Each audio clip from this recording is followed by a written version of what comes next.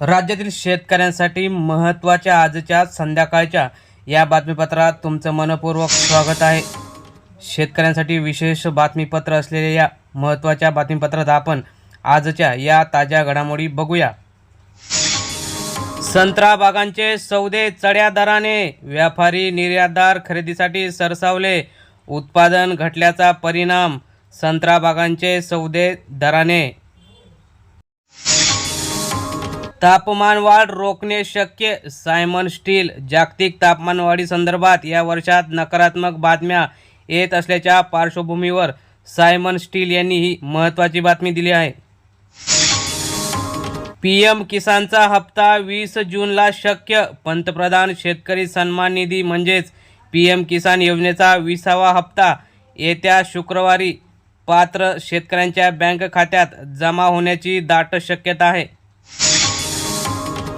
चोरट्याचा रात्रीतून बागेतील 3 टन डाळिंबावर डल्ला, सांगोल्याच्या हातीदीमधील घटना, पोलिसात गुन्हा दाखल, शेतकऱ्यांचं मोठं नुकसान।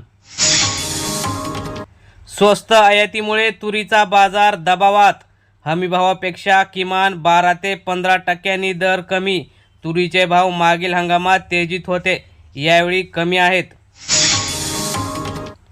मान्सूनने बहुतांश महाराष्ट्र व्यापला, नैऋत्य मोसमी वाऱ्यांनी तब्बल 3 आठवड्यांची विश्रांती घेतल्यानंतर आता पुढील प्रवास सुरू केला आहे।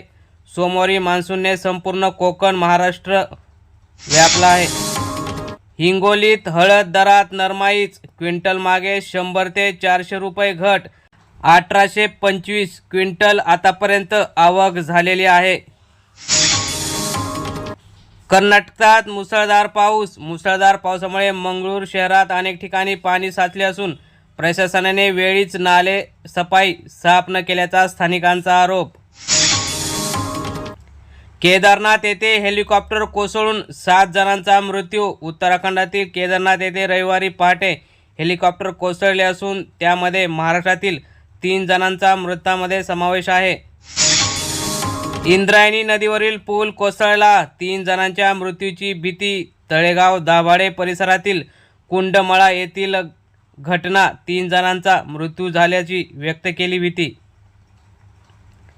आंबा काजू हंगाम संपल्यावर कृषी महोत्सवात मान्यता, राज्यातील आंबा आणि काजू हंगाम संपुष्टात आल्यानंतर आता राज्य सरकारने एप्रिल ते मे दरम्यान कोकणात कृषी महोत्सव आयोजित करावा असे आदेश काढले आहेत।